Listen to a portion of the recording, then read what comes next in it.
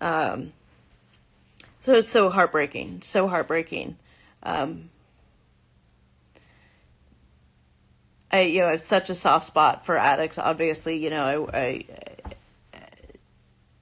withdrawal. You know what? They have medical withdrawal. There's medical withdrawal. Absolutely, it's scary. And Danny, if you want to message me privately or message Scorpio Lynn, she's actually very, very awesome to talk to about this. She could help you a lot too from that perspective. Yeah, medical detox. I did medical detox. When I got to detox, I blew a .40. Not a .04, but a .40. It's different with pills. If you're, I'm not sure which are the little yellow ones, maybe Xanax or something like that, but they have medical detox for a reason. And, they can make it a lot more comfortable for you. Muse is an awesome person. You can message her as well. What I'm thinking about doing is like a group chat for addicts. Tucker shits. Yeah, they waived her right to a speedy trial, and they'll do a status check in the end of January. So, medical detox. Yes, it is. They have it. It's particularly important that you do medical detox for alcohol or benzos, and benzos being like Xanax, Valium, something like that. It's critically important because withdrawing from those can kill you. Withdrawing from alcohol can kill you, which I didn't know until I was doing all the medical questions. You have MS, you get them like Tic Tacs. I have MS too. Okay, Danny, you need to, we need to talk because I have MS too. Yeah. The strips and support, yeah. I drove a friend of mine from the rooms to rehab because she also has MS, and it was the same thing because of the pain that we deal with. I have an amazing pain management doctor who I'm very honest with about my pain issues and my feelings about medications. So, but it's only because I'm sober about it. I'm always having to be honest with myself and shit, I didn't realize that we were hitting that 1 hour mark. There you are. Oh, good, Danny. I'm glad. Hi. I'm glad you're back. Send me a DM. I'm considering a group chat, but I don't want to add people to it who don't want like their anonymity broken. But if people want to do like a group chat for, us 90-day fans who are also alcoholics and addicts in various stages or whatever, if that's something you're interested in, let me know because I would be happy to do it. Thank you. We're all just chatting, currently talking about addiction. Somebody was asking about Talker of Shits. Let me jump to that, and then we can go back. So Talker of Shits, for those of you guys who didn't know, so Talker of Shits is another Instagram page. She and I were partners behind the scenes for a long time, and then we teamed up to do a podcast. And yeah, moms of addicts, yeah, anybody touched by addiction, yeah. Because there's a lot of you guys. You're not the only one, Marlissa's mama. There have been several other people that have reached out to me and said, how do I help my child? And I'm always glad to talk. But is medication, nurse, and chemical dependency? Yes, see? It's so dangerous. JRT's mom. I do really have MS, yes. Yeah, I was diagnosed a couple of years ago. You guys, I've talked about it before. Check my stories right now. I have something up about MS. But hit me up. I have no feeling in my fingertips. Anyway, let me go talk our shits, and then we'll come back to this. So talk our shits and I teamed up to do the podcast, and it was called Talkers of Fraud, and we did the podcast, and then the day we were going to be recording our second episode, she was arrested, and her husband called me and told me she was arrested, and she was accused of frauding upwards of $80,000 out of a management company that was managing homeowners association dues for personal use. And she had a hearing the other day, and it's been continued till the end of January. So that's the status on that. She waived her right to a speedy trial, so it looks like it's going to be a while before it actually goes to trial. Another MS. But yes, admire how much I'm open and honest about it. Well, I try to be. I wasn't always. My first couple of years certainly wasn't. But, yeah, numbness is my biggest symptom. So my fingertips are numb. My toes are usually numb. I have headaches. I have pain. I deal with a lot of stuff. I have an incredible pain management practice that I work with. But it's also about getting honest with yourself. I do not have diabetes, no. Hi, Molly. Molly's here, you guys. Say hi to Molly. Livy Ray Bras, that's Molly. Hi, Molly. Happy New Year. We're just having a New Year's Eve chat.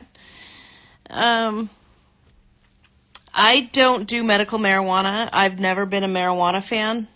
Even when I was drinking and using, pot has never been my thing. I don't like the smell of it. I don't like what it does to me. So it's not something of interest to me. Yes, Darcy's sister is still with Florian. Yeah, crampy. There's medications also. I take a lot of medications, some to help that. What kind of law do I practice? I do labor law. Actually my MS diagnosis came very quickly with my onset of symptoms, which is highly unusual. It went from, symptom onset to diagnosis in a month. Yes, CBD, I'm actually going to start looking into. It's not regulated currently, so I have to look at like the genuine, legit ones and not like the stuff you can get at 7-Eleven, but CBD has talked about in my MS circles very highly. So my MS, I started with the symptoms, and it took about a month to get in with a neurologist. My primary care doctor was like, this isn't normal, because I had numbness all over my body, and like I couldn't feel my skin. Hey, Danny, email me or message me. Danny Martinez 0716.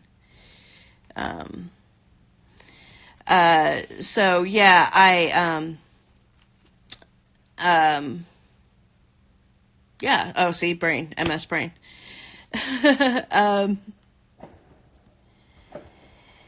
Yeah, it was really fast because, so once I got in with the neurologist, she's like, this isn't right. And she sent me for a C-spine MRI, and that came back with a big old fat lesion, about that big, on my C-spine. So she's like, well, I'm going to send you for a brain one right now. And by right now, she meant like that night.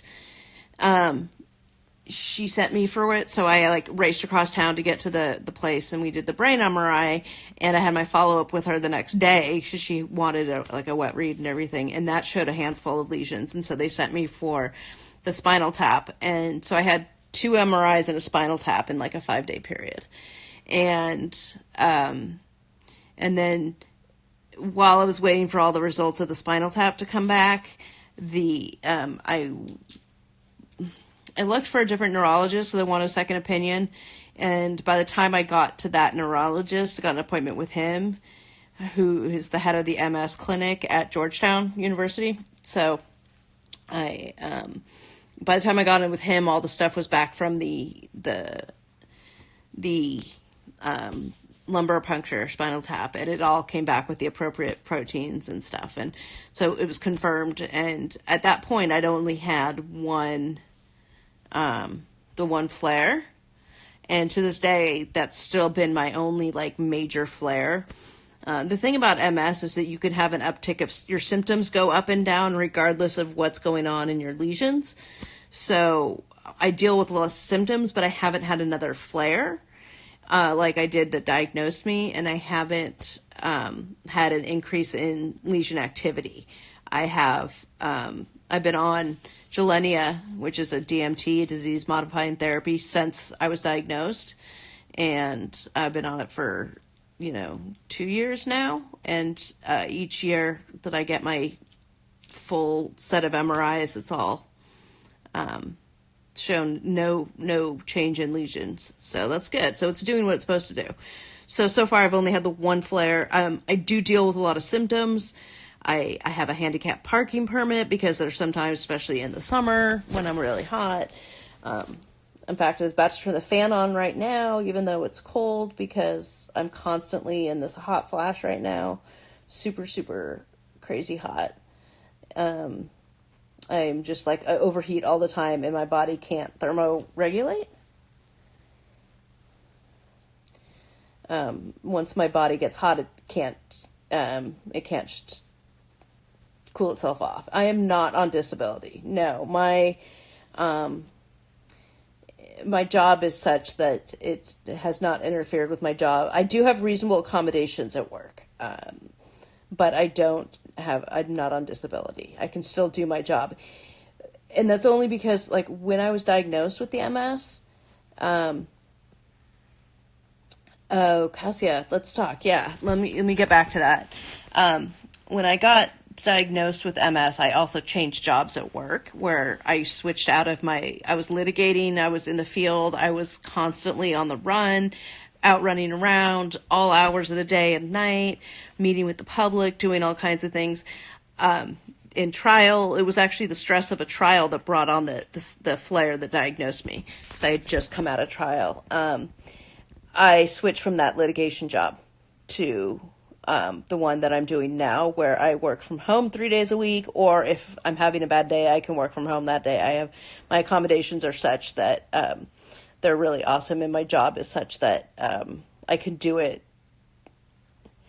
It's a low stress job, so the stress doesn't affect me, which stress affects your MS, and it can flare it up, and I get fatigued and things like that.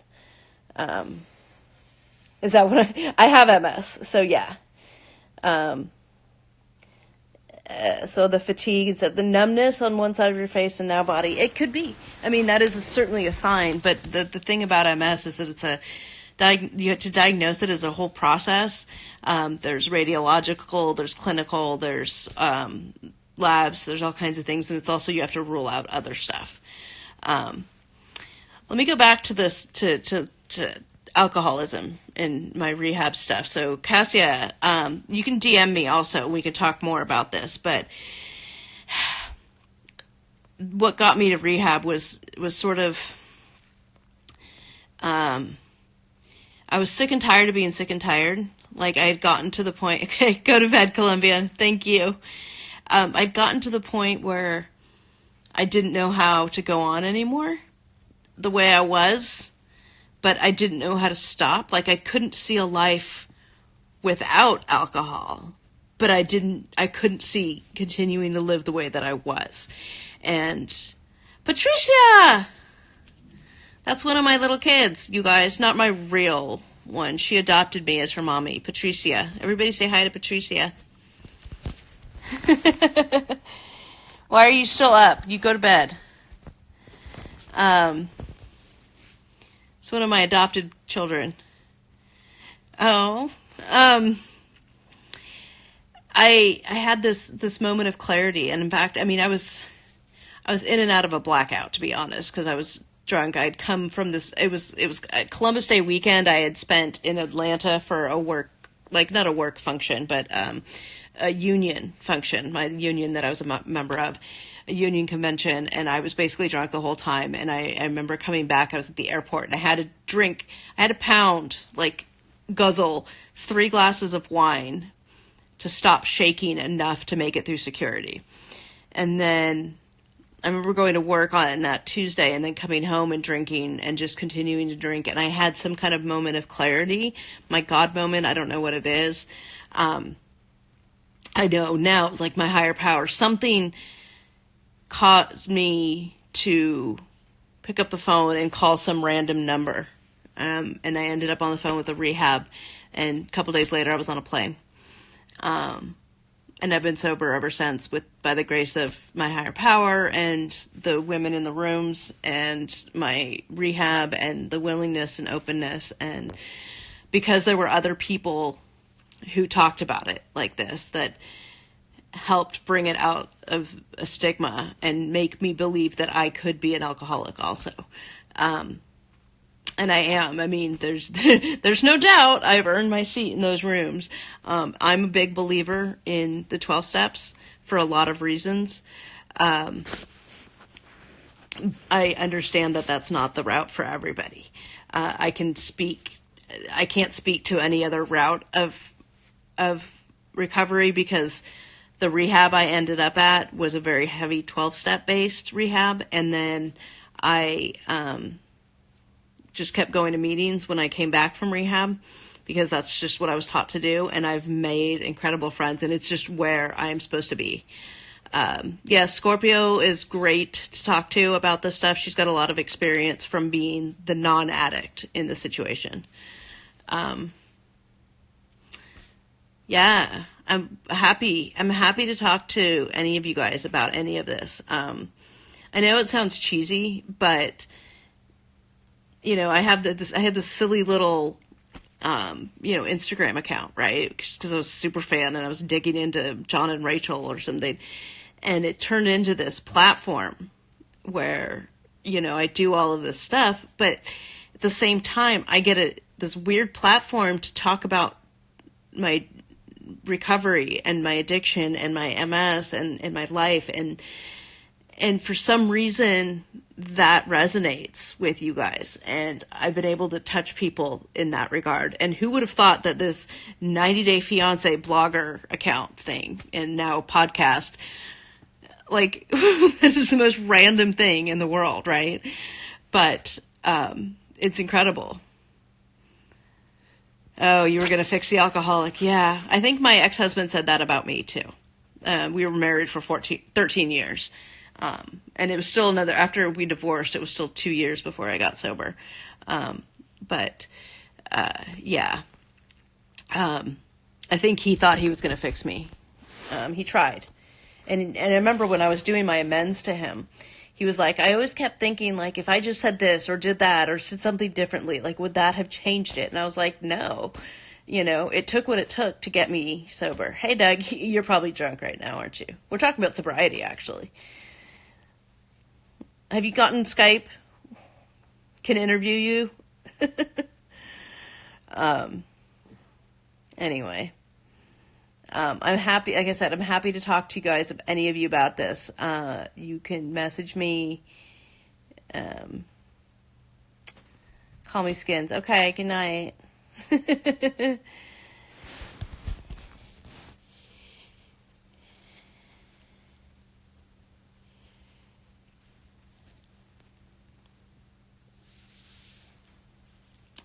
Yeah, you tried to until he still drinks. Well, just gotta pray. Yes, he got Skype. Okay. Oh, say hi to Grams for me, Scorp. Tell her I said hi. Yeah, we all try to, right? It's being the loved one of an alcoholic. I mean, we just tear you guys apart, and I can't even imagine being on that side of it. Loving an addict, But people like you are great for the conversation because it helps give that perspective that I don't have because I'm the addict, right? I'm just trying to be an example of a strong, sober woman. And if that helps somebody, then that helps somebody. And I'm doing my little part to help break the stigma because women in my age group are the fastest rising group of alcoholics, right? Like of problem drinkers. And, you know, the mommy wine culture and everything perpetuates it so much, and it's so hard when it's such a problem. And so to try to help break out of that, I think is good. Anything I can do to help. You felt bad leaving because you know it's a disease. Yeah, but that doesn't mean it's okay for you to be hurt and do the things that we do to our loved ones is not okay. Just because it's a disease doesn't mean that you need to put up with being treated the way you get treated by us. You know what I mean? So, I mean, I'm glad that you finally were able to leave. You can't, you know, like I said, my ex-husband, I think, enabled me for so long. And, you know, he didn't know any better. It wasn't like he, you know, was anything bad. He loved me and he didn't know what to do. And ultimately it wasn't, you know, it was up to me. Oh, hi, Ashley. How are you doing tonight? I hope you're okay. If anybody's struggling, you know, please message me or any of the other people, Muse, Scorpio, whoever else was out there. A lot of us. There's a lot of us. One thing I've learned by being open about this is that there's a lot of us out there. A group chat would be amazing. Here in Sober. Good. Excellent.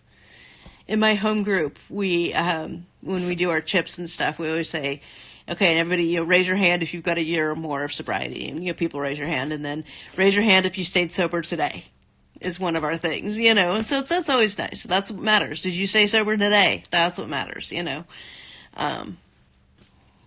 So, yeah. So we've got 20 minutes till, I guess, in Mountain Time. Is that Central Time or Mountain Time? Central Time is next. There's only like 30 of us on right now. You're on both sides. Okay, well, Cassia, send me a DM, okay? And we can talk more. I can tell you you're worth it. It can be difficult, but especially at the beginning when you feel lost and you don't know what's going on, you don't know, your only way of coping, your only way of life is taken from you, and you have to learn how to replace that. And that's not easy because you have to like dig deep into your shit, right? Like the shit that we've been drowning for so long. You know, I started drinking when I was 17 and I didn't stop until I was 41. So that's a lot of years of drowning my problems and my shit and my behavior and excusing all of that stuff. And to finally have to deal with that and to feel feelings, and I hadn't felt feelings in years, and to you have to get uncomfortable. And who wants to do that? Like, who wants to take a hard look at themselves and their behavior and their fears and all of that? But I can tell you, I'm so glad that I did. And, you know, for me, that step, the fourth step of the AA fourth step was super transformative for me. And it's been amazing. And I mean, all of the steps were, but, again, I can only speak to 12-step recovery because that's the only kind of recovery I've ever known. And I've stayed with it since I got sober. So, I always recommend it, even if you ultimately don't stick with it. I always recommend it if you're lost and you're trying to figure out what to do. I always recommend going to a meeting, even if ultimately you don't stick with it. Like, that's fine, but going to a meeting and just sitting and listening, like, nobody expects anything from you. You just have to go and sit and listen. You can sit in the back and you can cry, and you don't have to talk to anybody, although they'll probably try to talk to you. Because we've all been there. But to be around people who think the way I do, and we think differently. Addicts, we think differently. And I didn't realize that until I got sober, how differently we think. And when I go to a meeting and I can say I'm feeling squirrely and the rat cage is going, everybody is like, yep, I get it. Like, I don't have to explain it, right? I don't have to explain what I mean by squirrely, you know? I can say I'm feeling restless, irritable, and discontent, and they're like, uh-huh. And I can say I come to a meeting and I feel at peace. I'm around my people. Like, I spent my whole life feeling like I didn't belong and trying to, like, feeling not good enough and feeling like I didn't belong and feeling like I wasn't enough and I wasn't smart enough and I wasn't good enough and I didn't matter to people and my opinion didn't matter. And then when I got to the rooms, I walked in and it was like, oh, I found my people. Like, you guys get me. And, you know, it took all of that, like, oh, I finally found my place in a room full of drunks. But, you know, the women I've met through the program are amazing. I have an amazing group of women that challenge me and support me. And, you know, just recently, you know, I had a couple of women call me out on my lack of accountability in the program. And I'm now chairing that meeting because I needed it. Low self-esteem. Yeah, I actually have genuine self-esteem now, which is something I never had before. Learning that I'm good enough and digging deep into all of the ways that I behaved and how I was fearful of things, and that caused me to behave in ways that in turn hurt other people. And getting to the root of those things and those fears and understanding, like, my family of origin and all of that, its place. And I realized I had this epiphany in rehab that I had mommy issues, which was new to me. And that allowed me to start working on those issues and realize, and I worked on that in therapy a lot. And, you know, I still have issues. My mother is on the narcissism scale, which don't always make for the best of parents, but, our relationship is great. And, I attribute that to what I've learned in the program and my expectations and my resentments and working on all that stuff. Nobody wants to do that stuff, but we have to do it in order to survive. So I did it, and now my life is amazing. Like, it's not all, you know, puppies and rainbows. Puppies. Dogs.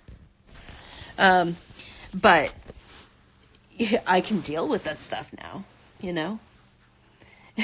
Meetings make all relationships better. Now, I don't know if you have this experience, but a hetero life mate will say to me sometimes if we're, you know, he'll look at me and be like, honey, do you need to go to a meeting? Do you need to call your sponsor? And I'm like, I mean, he's usually right. I do. But that's like the equivalent of a guy saying, are you on your period? To an alcoholic, it's the equivalent.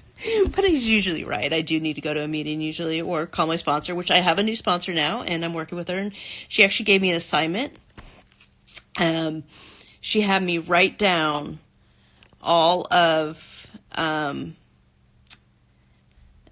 the things that I'm grateful for that I was able to accomplish this year because I'm a sober woman. Oh, hi, welcome back. So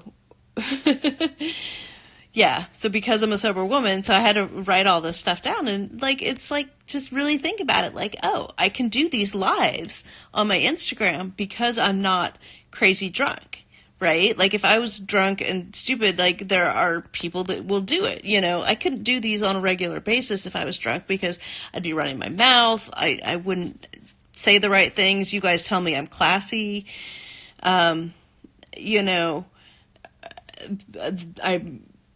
I take the high road about things. That's all only because I've with the program, you know.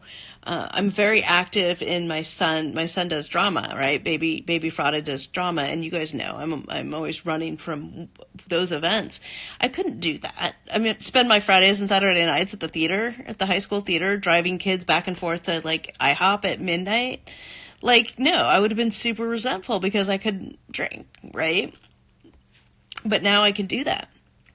And it's a great thing. I spent a lot of time with him because of that.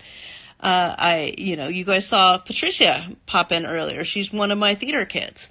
Because I'm the backstage mom, she adopted me as her mom. There's a lot of things. I couldn't have started the podcast. The amount of work that goes into the podcast to be, driving anytime, anywhere, no fears. It's just like, that is great. Yeah. That is fantastic. Really good benefit. I still like to sleep in.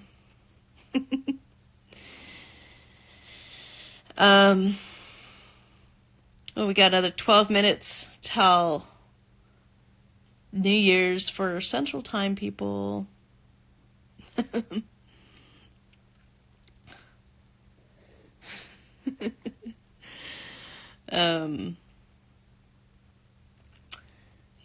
So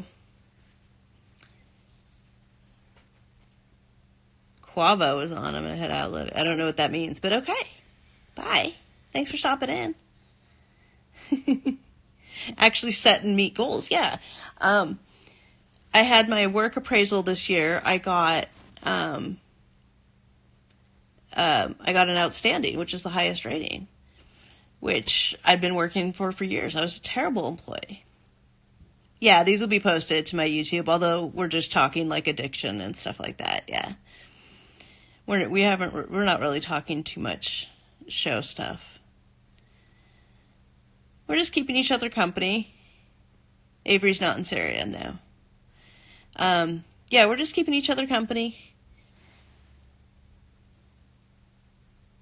Yay, oh my God, yay, atta girl. Yeah, I don't know if I'm going to get one this year because my MS cognitive stuff causes me to, I make some stupid mistakes at work, but just like I forgot to turn my timesheet in. It's stupid stuff like that because I forgot. No hangover tomorrow, yeah. Thank you guys. Yeah, I've actually had laser eye surgery. My vision is actually not that bad anymore. But I had laser eye surgery like 10 years ago. But I'm old and now my eyes, these are trifocals actually. So, cause I'm old. Do I have New Year's Eve traditions now that it's over? I like to bake. I've made cookies last couple of years. Last year I actually made homemade ravioli. This year I did not. I didn't do any baking today. I was working. I was at the office today and I don't know. I just didn't do it. Maybe I will tomorrow. I don't know. We'll see. Maybe I won't. I don't know. I would recommend laser eye surgery. Just research the hell out of your surgeon. I mean, I had it done, baby Frauded had just been born, so it was 15 years ago. But so the techniques are different now. But sugar craving and sobriety is real. Yeah, you know what that is the initial sugar craving is because your body is trying to replace the lost sugar that it used to get from booze. So your body is trying to replace that sugar. Having a hard time staying sober and I live here. Oh. Well, Carrie, you can message me anytime. If you're struggling and you want to talk to another addict, just shoot me a message. I'm happy to talk. Oh, I never even knew the measurements. I just know that I was eating Skittles like my life depended on it. And now 4 years later, what's my excuse? I just like sugar. Alcohol is just a glorified secret killer. I don't know if I know what you mean exactly by that. It is a killer for sure. Yeah, and I was always told just to indulge it. Don't worry about it until later. Yeah.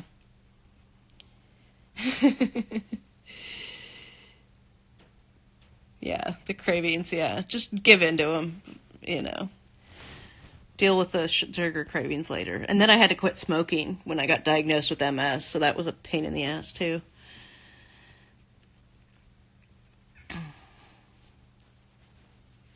Like, for example, alcohol is so glorified and normal in society when its reality is harmful as any other drug. Yes. When you explain it like that, absolutely. Because, yeah, it is so glorified, and it is this, so normalized and condoned, and it's the culture, the booze culture, and the mommy wine culture, and all of these, I deserve it, and all this stuff. It's a drug, and it's poison to your system, and so many people, then for those of you who are addicts, those of us who are addicts, like, it's an unhealthy coping mechanism. The culture around it sucks, yeah. And you have to actively change your entire culture around you. You have to change the people, places, and things that are around you. Do I think culture or alcohol should be illegal? No, I don't think so. Newly sober volunteer would help so much, yeah. Caffeine, yeah, I'm caffeine, sugar, the culture around it, like, once they say it's a simple program, all you have to change is everything, right? So you can't hang out with the same people, places, and you can't just, like, if all your friends go to a bar on a Friday night, like, you can't just go to the bar on a Friday night and not drink. Like, I mean, you can. I've done that. But that's not my preferred method of what I do on a Friday night, right? I'd rather spend a Friday night with you guys, right? Like, I spend my Friday nights talking to you. And I like that. And these guys. My doggies. Am I in favor of legalizing marijuana? Yes. There's a sociological perspective behind that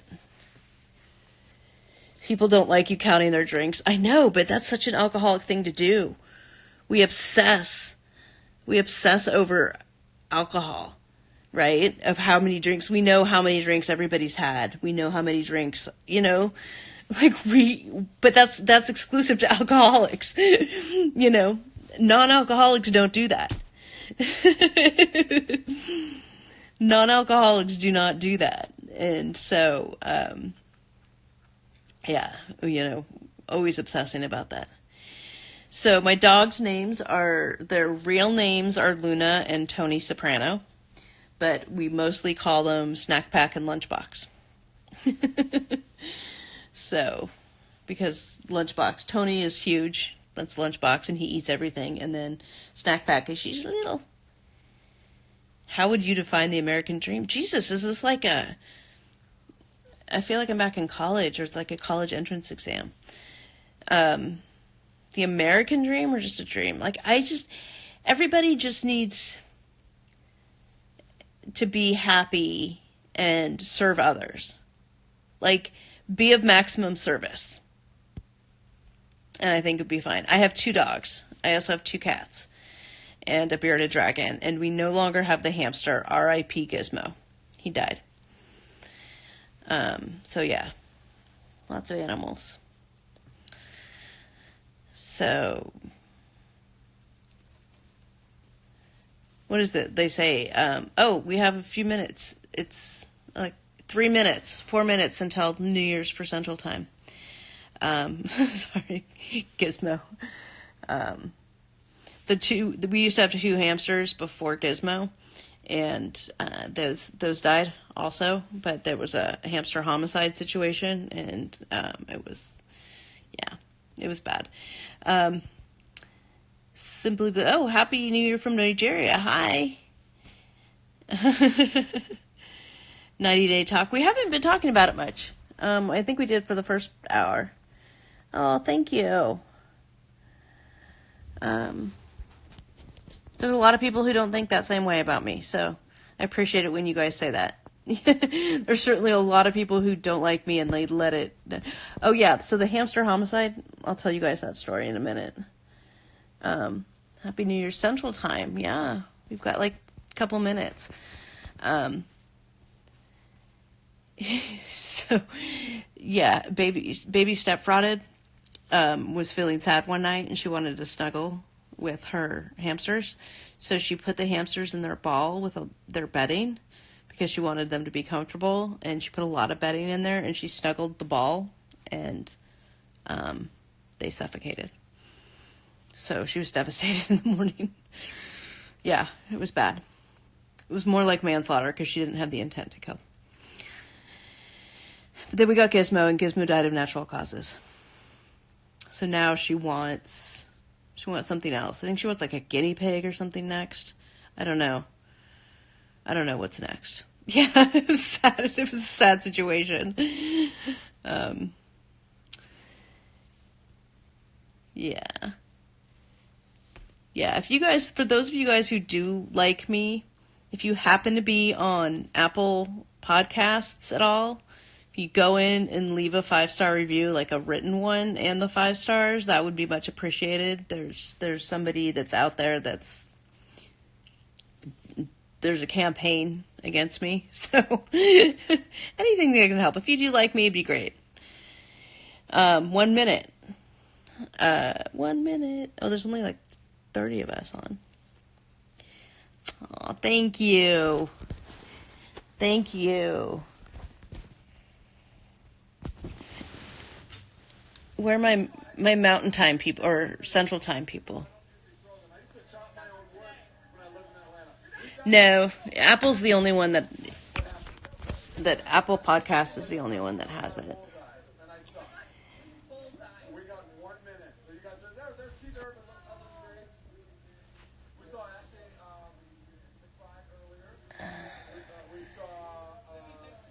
There we go, Central Time. Here's my Central Time people.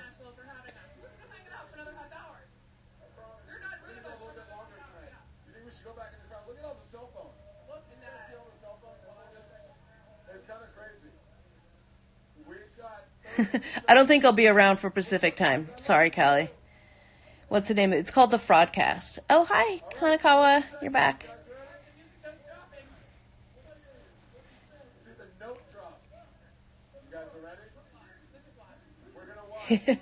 Yeah, I'm not going to last. So they're in Nashville.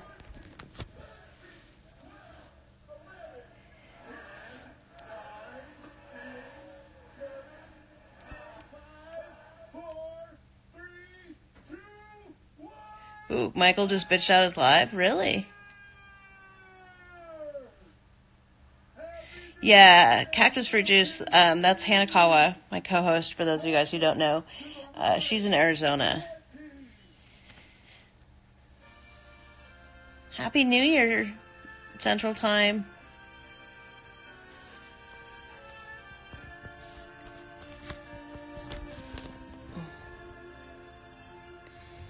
Are you talking Michael of Michael and Juliana?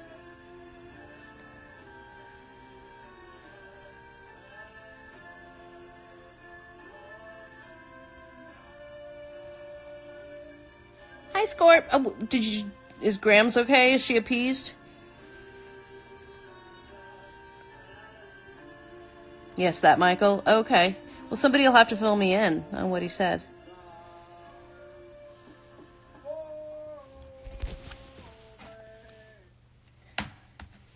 Yes, she went to the bathroom and all the way back. It'll be a few minutes.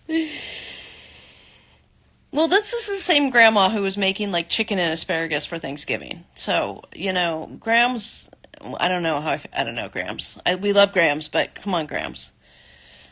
I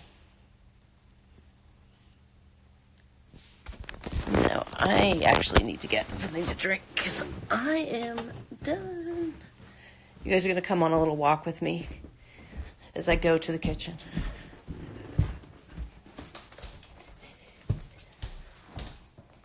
Woo! There we go. Okay.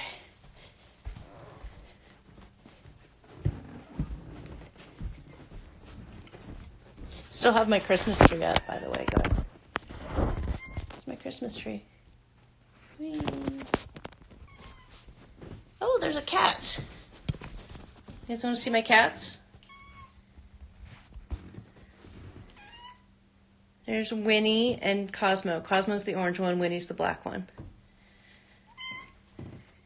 You guys, you don't need food right now. Say hi, Cosmo.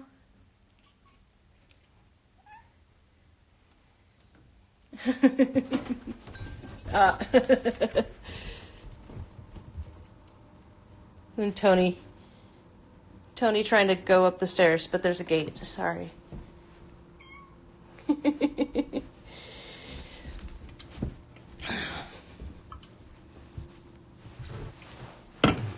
They lie. Cats always lie. Yeah. Yeah. The dog.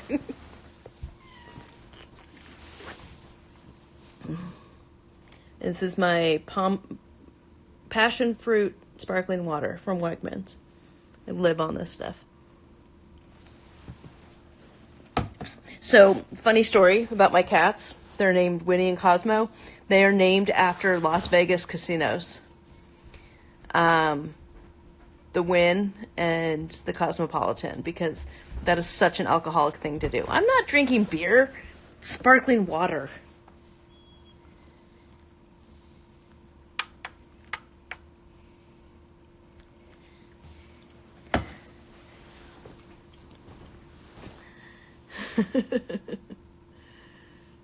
Oh, you're a dog groomer. Oh. Ooh, it was really close on my face. Oh.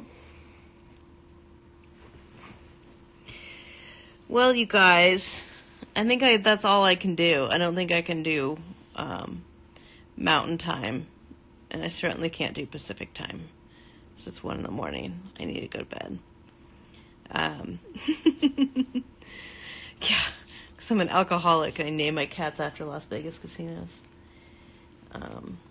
My dogs are being sweet. Look at them.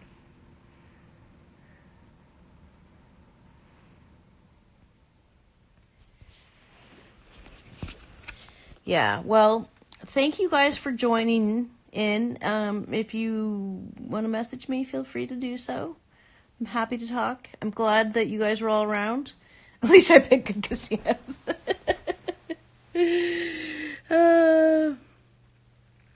Well, thank you guys for joining. Happy to it was great. It was fun. The episode 11 of the Fraudcast is out, our fraud and review show, where we discuss the top 12 frauds of the year. All right, bye, Scorp. I'm leaving too. What's my resolution? Be of more service. Happy New Year's to everybody. These will be in my stories, and then I'll upload them to YouTube. All right, enjoy your morning, feeling great. Yeah, I'm sleeping in.